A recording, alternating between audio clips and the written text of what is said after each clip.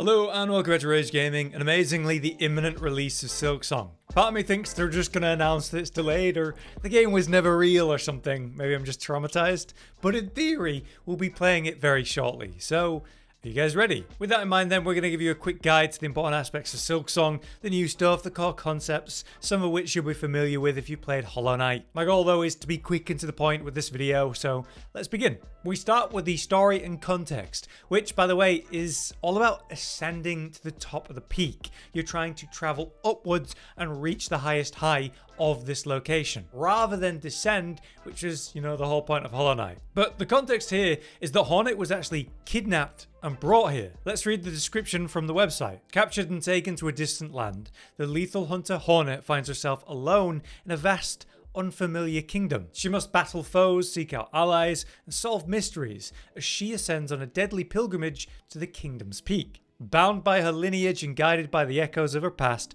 Hornet will adventure through mossy grottos, coral forests, shining citadels, all to unravel a deadly thread that threatens this strange new land. In her search for the truth behind her capture, Hornet will befriend surprising strangers, discover shocking secrets, and solve ancient mysteries in a haunted kingdom full of wonders. I'm very interested to see if there's going to be another worm, another pale one, just in this kingdom instead. Because a key point, as far as I remember with the whole worm storyline and the king himself of Hollow Nest, is that by being in his presence, he sort of raises the intelligence and mind function of the bugs around him. Where in most of the world, they're just kind of mindless creatures. So if we're in another kingdom that's functioning with its own society, will then actually be another pale one? Or will we delve more into the concept of what is bug life without some sort of divine otherworldly creature that rules them? Either way, one key character is going to be Lace, which has shown up through, say, the demos, a repeating combatant for you to deal with, and is considered sort of a main rival. Apparently, Lace is part of a group that's trying to stop Hornet from reaching the peak, but the question is, why? And obviously, Lace is very acrobatic in nature. The whole concept of Hornet and Silk, and then this character called Lace, there's obviously some overlap. Makes you wonder, how is this all related? I'm sure it's tied to the story.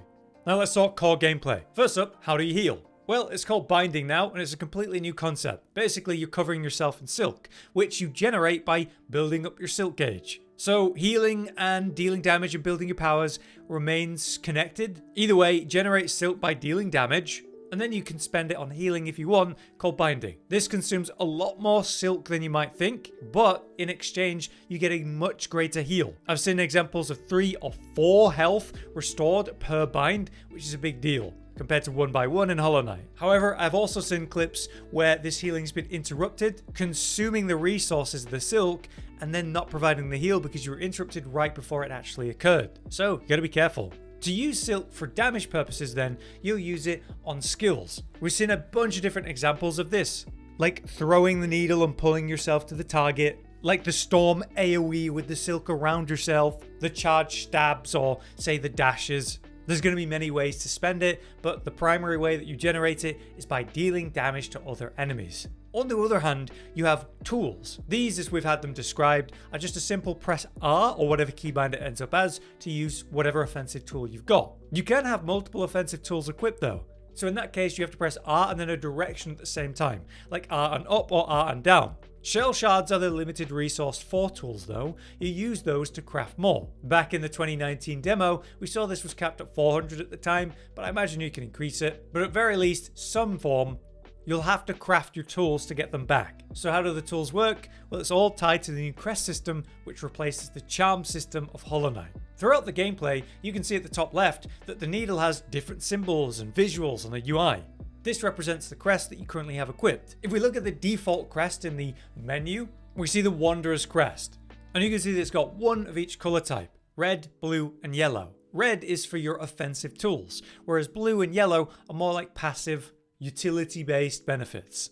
So in this case, we can only have 1 tool of each type in each slot at the start. But later we see this example of the Reaper's Crest, which has double the amount, and a slot in the middle, which provides an ability, changing as well how Hornet actually functions. For example, with the Harp Crest, it seems to be more of a defensive crest, and while it's equipped, the cost of healing is actually cheaper, and her basic attacks have new visuals, so how will this change things, we'll have to see.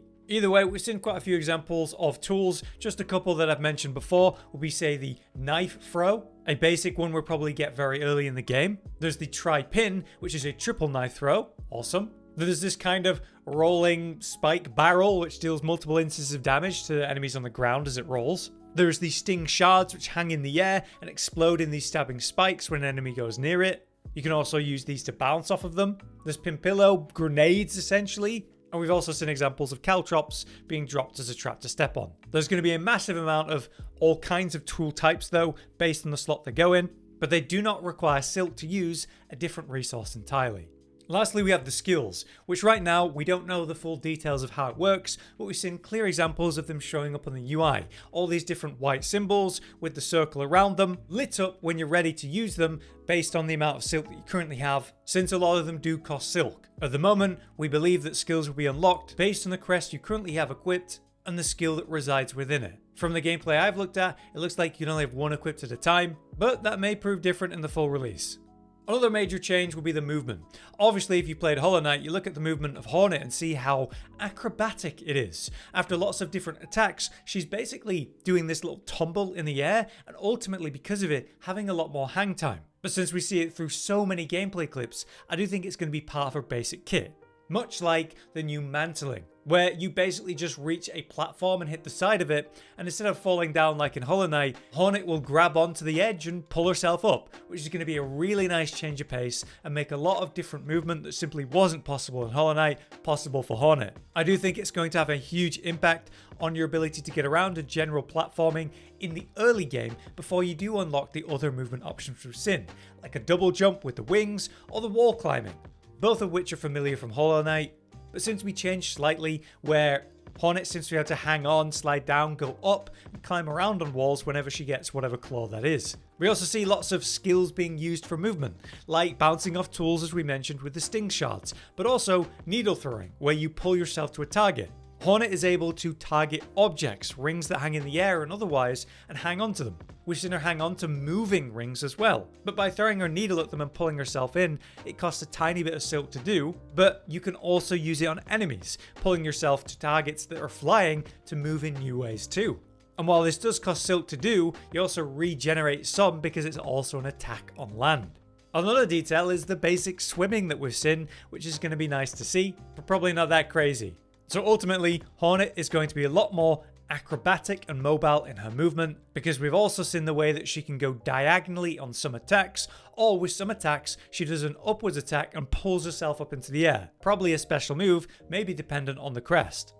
In regards to the map, it is very familiar, very much like Hollow Knight. The brief glimpse we saw in the release trailer shows us exactly the same kind of layouts. You're going to have an area that has a name and a color grade, and as you explore it, you'll reveal more. I'm not expecting the exact same character, Conifer, to be there to reveal the map, but I expect a character or something that's going to replace the same system, where you explore in the darkness without a map and then reveal the area. Instead of one village, we've also seen multiple villages throughout different trailers, so it seems like you're going to bounce around a lot of different societies. We even saw this quest board system in the 2020 trailer, so there may even be bounties and specific things you do by visiting different villages and helping them out. In terms of fast travel options around the world, we used to have the stag system to ride from different train stations to train stations. We know it's not going to be the same, but something called the Bell Beast will be there instead, so there's going to be some kind. Lastly, we can look at different trading. You're going to collect new currency, rosaries, from enemies in the world, much like we saw with the basic currency of Hollow Knight. You spend these on a variety of things. We would spend this on upgrading our nail, but also obviously trading. The few things we saw from this trader were the Sting Shard, which is that trap offensive tool. There was the Magma Bell, which wards against lava and heat around the docks. And there was the crafting kit, which meant you could craft sharper and deadlier tools, which is interesting because it didn't seem to have a slot color for crests. Seems like something you definitely want to buy early. In regards to progression, your health increase system actually seems to be the same as before from earlier gameplay we saw, where they were collecting mass shards around the different locations, some obvious, many hidden in secret areas. You'll have to find more and more mass shards though for later health upgrades. We probably only need like 3 or 4 for the first one, and then eventually need 5 and so on. So very familiar there. You'll explore locations and find that your current movement options won't let you reach everywhere. So you'll have to progress to different places and maybe eventually find a new power or unlock that grants you new movement options that actually means you can access different places you couldn't reach before. So you have to remember those places you couldn't reach and come back later. Another form of progression will be the upgrading of the needle. In Hollow Knight, you needed to upgrade your nail by finding a hidden blacksmith, who's near the City of Tears as far as I remember on the left side. Anyway, you'd bring him rare resources, but also pay him. The nail would just deal more damage when upgraded, so obviously a worthy goal. But for the first upgrade, you'd need 250 Geo, the game's basic currency, and then you'd also need special materials called pale ore for later upgrades. As far as I remember, you could upgrade the nail 4 times total, so something similar for the needle would make sense. Other progression's going to be obvious though. We're going to unlock new crests, which are going to be better in terms of power creep and new options, probably swap between them for different purposes, maybe upgrade them. There's also going to be the finding and unlocking of new tools, many of which will let you traverse new areas and create different setups and builds based on what the crest allows. We're probably going to unlock new skills that we can use in general, and then some skills are going to be tied to crests with the skill within them, so that'll be another form of progression. Maybe the most important form of progression though is get good, as Hornet will hopefully say again in this game. There's over 40 unique bosses, as they said in the release trailer. Being adaptable, maximizing your skills, changing your crest and your setup and playstyle based on what you're dealing with, it's all going to matter a lot. But to bring it to the end here, the most important advice I can give you is to not take all of this that seriously. Just try different setups, never stick to anything too long. Enjoy and experience the game at your own pace. There's the world, the story, explore like crazy. When most people have beaten the game, we'll start to see hidden locations appear and see some speed running of the game, which will be fun. We'll see the true potential of what you can do in the game. And there's no reason to rush into all of that, so just enjoy it. Plus, in the future, Team Cherry provided some of the most incredible post-launch update content that I've ever played. Grim was one of the best boss fights in a game that I've played in general. And say the boss gauntlet in the final update, that made it easy to practice specific fights or just take on more challenging versions. It's really fun. And I fully expect more post-release updates like that for Silksong. They released them at like a really good pace with Hollow Knight, so hopefully we see the same with Silksong. But yeah, I hope that was a useful overview. Enjoy the game, guys. And until next time, I've been Hollow, you've been you. Thanks for watching. Josh, Cotton, and Hollow with the videos, dropping the humor like a hammer on your tippy toes, bringing entertainment on a daily arrangement to take our insanity and turn it into entertainment. Yes, I said entertainment twice, to reiterate that it is nice to look into your faces on a mostly daily basis when you let us in your homes to make the whole world a stage. Goodbye.